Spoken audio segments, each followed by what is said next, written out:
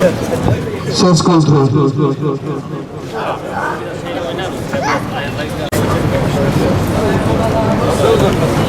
Ses kontrol.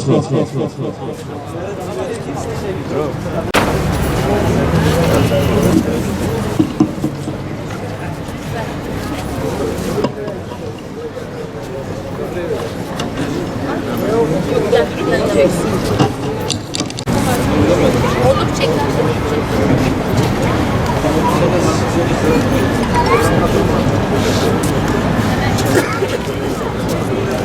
Artık yeter. Şiddet olayları toplum içinde yaygınlaşmış, eğitim kurumları şiddet olaylarının sıklıkla yaşandığı alanlara dönüşmüş, eğitim çalışanları şiddetin adeta açık bir hedefi olmuştur. Bu manzara toplumsal değerlerin çöküş göstergesidir. Bu yaşananlar karşısında herkes başını iki eli arasına alıp nereye bu gidiş sorusunu sormalı, sorumluluğunu düşünmelidir. Öğretmenin itibarsızlaşması da toplumsal değerlerin çöküş alametidir. Bu topraklarda 1000 yıldır var olan bir harf öğretene 40 yıl hizmet etmek gerekir anlayışı ne yazık ki terk edilmiştir. Eğitimciler her türlü mecra kullanılarak yıpratılan, şikayet edilen, darp edilen insanlara dönüştürüldü. Bu yanlış iklimin sonucunda Siverek'te yaşadığımız vahim tablo oluşmuştur. ABD gibi ülkelerde sıklıkla görülen silahlı okul baskınının bir benzerinin ülkemizde gerçekleşmesi bugüne kadar yaşananlar sebebiyle görevleri başında can güvenliği endişesi taşıyan eğitim çalışanlarını daha büyük bir endişeye sevk etmiştir. Tüm Türkiye'de bir gün iş bırakarak gösterdiğimiz tepki bu büyük endişenin görülmesini de sağlamak amacı taşımaktadır.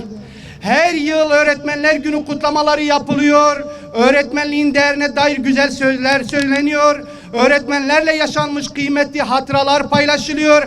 Ama hemen ertesinde hiçbir şeyin değişmediğini görüyoruz.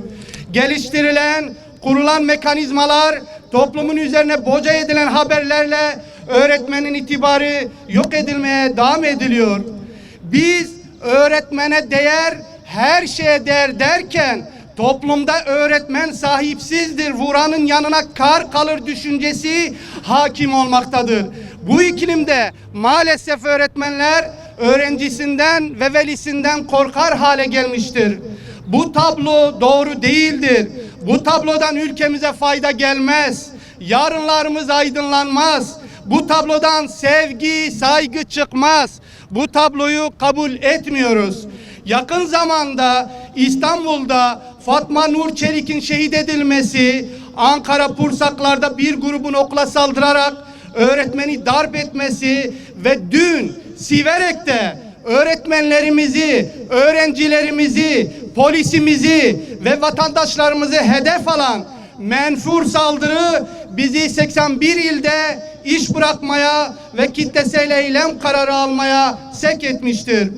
Bu saldırılar sadece bireylere değil, eğitime, topluma ve doğrudan geleceğimize yapılmaktadır. Siverek'te Ahmet Koyuncu Mesleki ve Teknik Anadolu Lisesi'nde eski bir öğrenci tarafından gerçekleştirilen saldırı bir kez daha göstermiştir ki okullarımızda eğitimcilerimize ve öğrencilerimize yönelen şiddet artık münferit değil, bir toplumsal sorun haline gelmiştir. Bu durum toplumsal çürümeyi açıkça gözler önüne sermektedir. Artık öyle bir noktadayız ki eğitim çağındaki çocukların şiddetin faili haline gelmiş olması, silaha erişimin kolay olması ve okulların güvenli alanlar olmaktan uzaklaşmasıdır. Aklı olanın da olmayanın da öğretmene, öğrenciye ve eğitim çalışanına yöneldiği bir zemin oluşmaktadır. Bu gidiş kabul edilemez. Eğitimciye yönelik şiddet bireysel bir suç olmaktan çıkmış, doğrudan bir iş güvenliği sorunu haline gelmiştir.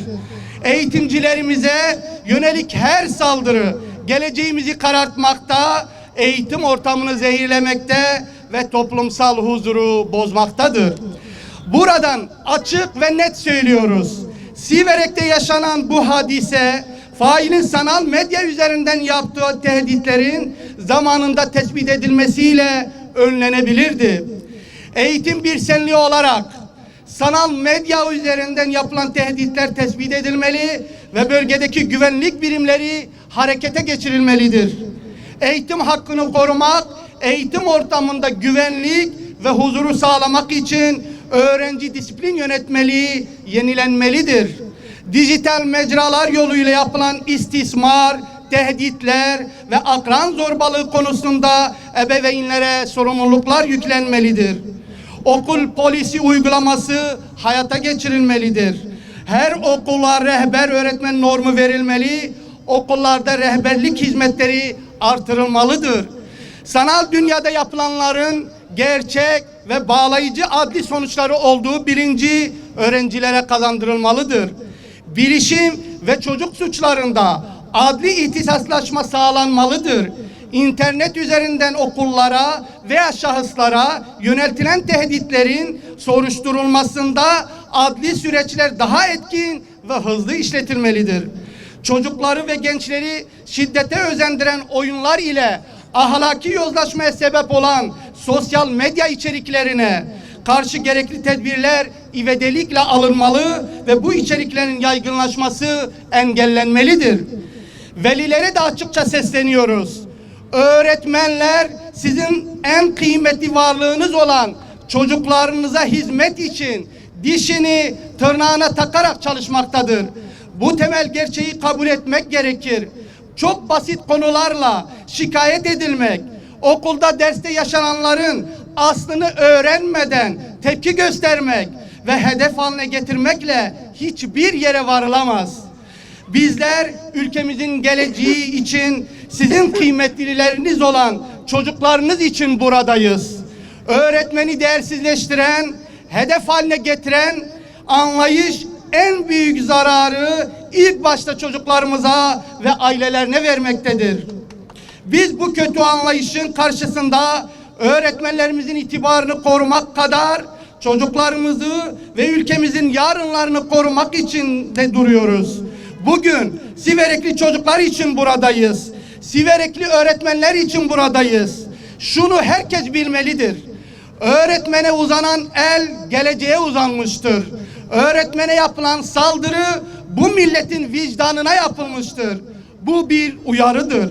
Eğitimciler sahipsiz değildir.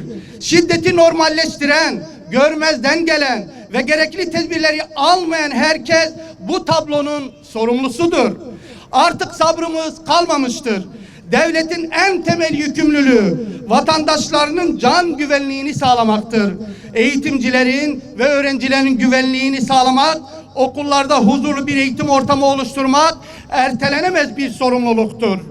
Eğitimciler savunmasız, korumasız ve yalnız bırakılmamalıdır. Yaptıkları işin onuruna yakışır güvenlik ve çalışma şartları derhal sağlanmalıdır. Öğretmene sahip çıkmak, bu ülkenin geleceğine sahip çıkmaktır. Gerekli adımlar atılmazsa bu sürecin takipçisi olacağımızı ve mücadeleyi her platformda büyüteceğimizi ilan ediyoruz.